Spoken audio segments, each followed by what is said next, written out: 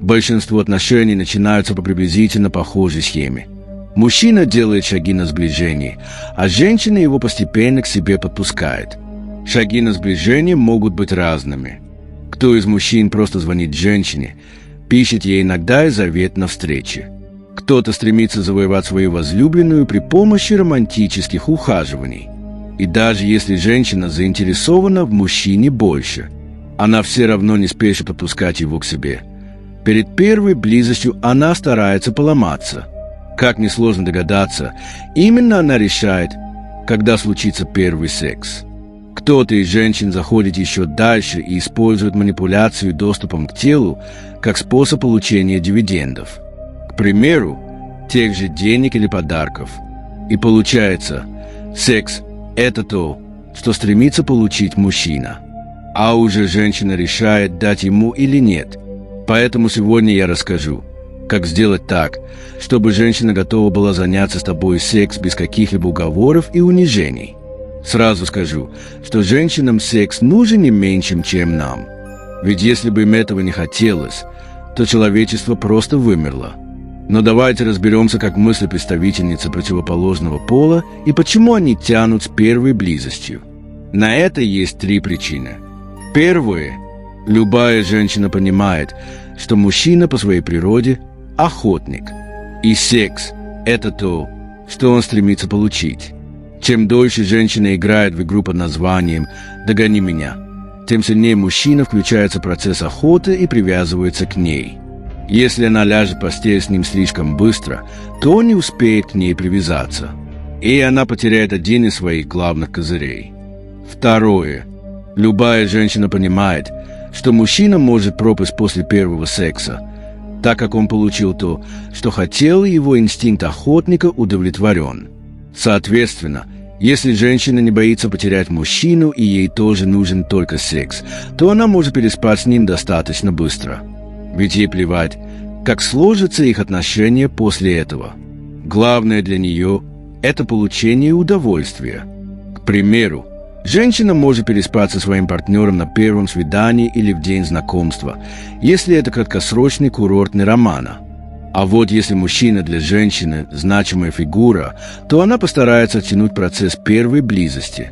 Ведь это отличный способ набить себе цену, заставить его повкладываться, а заодно продемонстрировать, что она не такая, и не ложиться в постель с первым встречным. И, наконец, третье. Женщина оттягивает процесс первой близости, так как она не хочет мужчину. Возможно, она еще думает, подходит он ей или нет, и параллельно общается с другими ухажерами. Также женщина может общаться с мужчиной, чтобы отвлечься от мыслей по бывшему. И фактически это заместительные отношения. Кроме этого, она может рассматривать мужчину как друга или спонсора, а для секса у нее есть другой партнер. Проще говоря, третья причина, по которой женщина отказывается от секса с мужчиной, она его не хочет. И сразу же расскажу про главную мужскую ошибку. Представительницы противоположного пола так себя ведут, потому что мы очень сильно завысили значимость секса. Мы ведем себя так, как будто секс нам нужен намного больше. Поэтому они и используют его как источник манипуляции. Что можно сделать, если женщина не подпускает тебя к себе? Можно ее бросить и начать искать другую. Но так можно бросать все дела, если у тебя что-то не получается. Можно попытаться напоить ее до беспамятства, но далеко не с каждой девушкой у тебя это получится.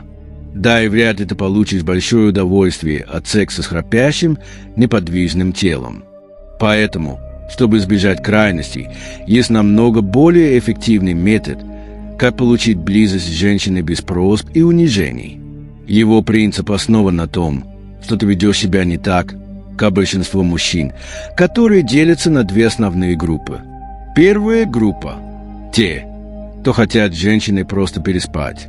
Поэтому явно или завуалированно транслируют ей это. Женщина все прекрасно понимает, поэтому отказывает такому мужчине в сексе.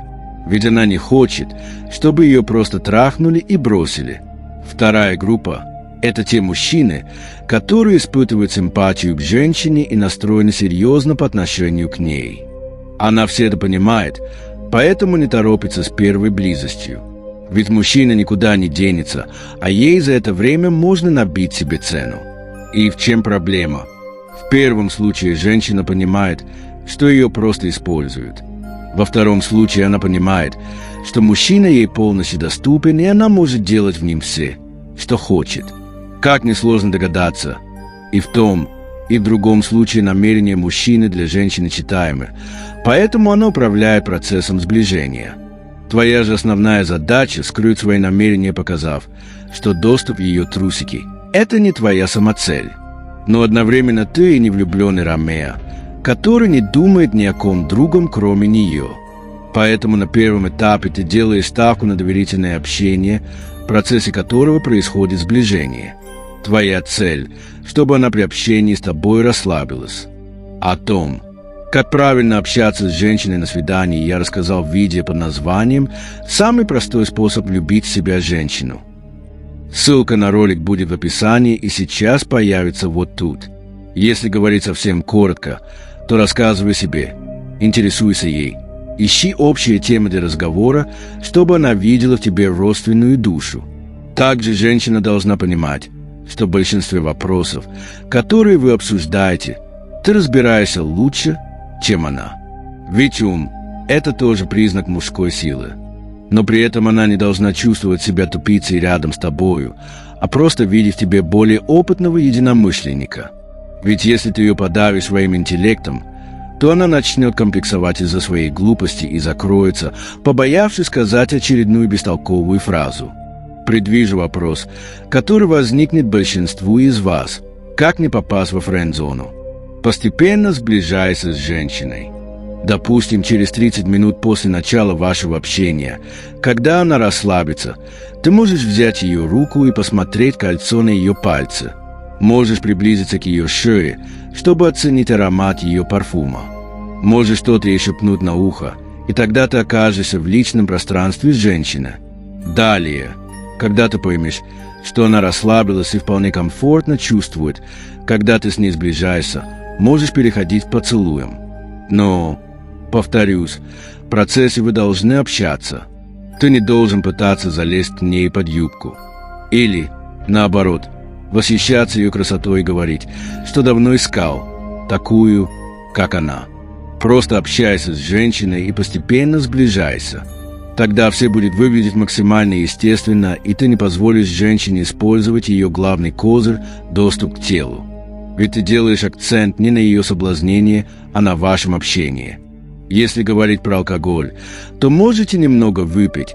Это поможет вам расслабиться, но не нужно перебирать. Далее тебе нужно оценить, насколько девушка раскрепощена. Если ты понимаешь, что она ведет себя достаточно открыто и даже сама тебя трогает, то можно переходить к поцелую. Если она стесняется или ведет себя скованно, то лучше подождать второго свидания.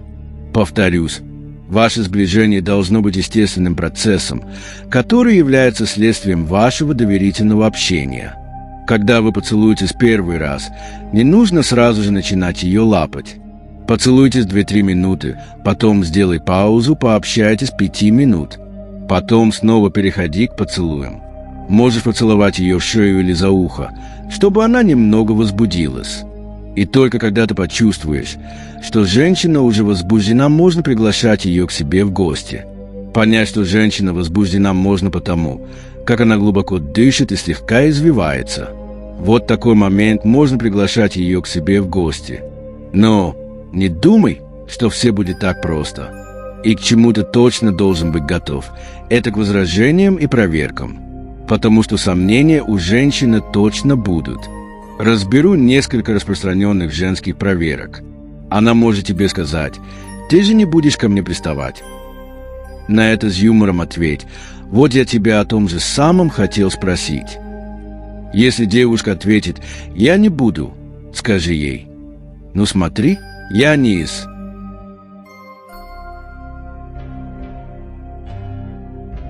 легкодоступных мужчин».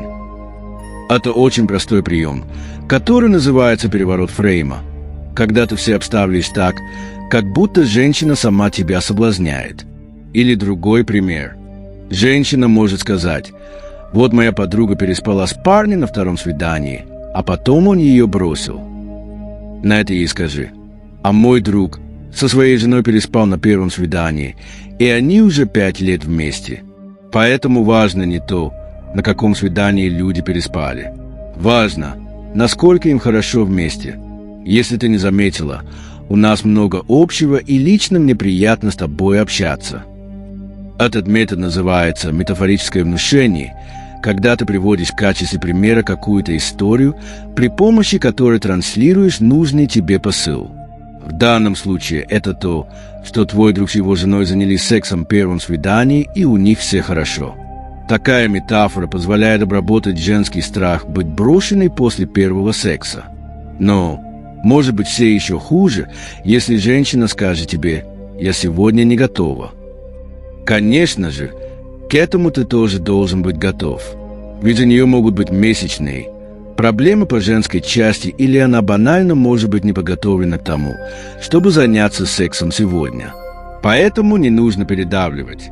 Допустим, если вы с женщиной целуетесь, но она говорит тебе, что сегодня не готова к тебе ехать, сделай шаг назад и подожди следующего свидания. Да, это важный момент. Умение сделать шаг назад, чтобы сделать 2 шага вперед. Это ошибка большинства мужчин. Они либо давят напролом, как танк, либо ничего не делают, ожидая, что женщина сама проявит инициативу. Поэтому важно сочетать настойчивость с адекватностью. Женщина убирает свои губы и демонстрирует, что не готова с тобой целоваться, отстранись от нее и пообщайтесь с ней еще минут 15, после чего можешь повторить попытку. Если женщина не готова к сексу сегодня, сделай это на следующем свидании. Но если ты понимаешь, что она постоянно придумывает какие-то оправдания и отказывает тебе поцелуй и сексе, так и скажи ей: «Ты знаешь, я мужчина, и вполне нормально, что я хочу целоваться и заниматься сексом с понравившейся девушкой. Я не из тех, кто ведет себя как быкосеменитель и спит со всем, что движется. Но поцелуй и секс – это логичное развитие отношений. Когда женщина мне отказывает в этом, я воспринимаю такое поведение как несерьезное отношение ко мне и разрываю такие отношения. И если женщина продолжит искать какие-то нелепые оправдания из серии «мне нужно полгода, чтобы тебе привыкнуть», то лучше разрывай такое общение. Да, ты раскроешь свои намерения, но ты покажешь, что не боишься ее потерять. Ты покажешь, что не готов подстраиваться под ее правила, и вы либо переходите к близости, либо прекращаете общение. И тогда женщина почувствует твою силу. Получается, чтобы получить секс без просьб и унижений, нужно плавно двигаться к своей цели, а не ждешь инициативы от женщины. Чтобы все выглядело естественно, ты делаешь ставку на доверительное общение и обработку возражений. Ты никак не возвышаешь женщину, не пытаешься ее подкупить подарками и не показываешь, что хочешь с ней переспать. Ты всего лишь показываешь, что тебе приятно с ней общаться и проводить время. Таким образом ты лишаешь женщину ее главного оружия – доступа к телу. Ведь ты демонстрируешь, что секс с ней – это не самоцель для тебя, это всего лишь естественное продолжение вашего общения. Но при этом у тебя есть свои принципы. Если ты понимаешь, что женщина с тобой играет или манипулирует, ты готов закончить такое общение. Поэтому именно ты управляешь ситуацией. Применяй мои советы на практике и пиши о результатах в комментариях. А также пиши, какие фишки используешь на первое свидание при общении с женщинами, если они пытаются отправить тебя во френд-зону или отказывают в сексе. Не забудь поставить лайк, подписаться на канал и переходи к просмотру других видео на моем канале. Пока!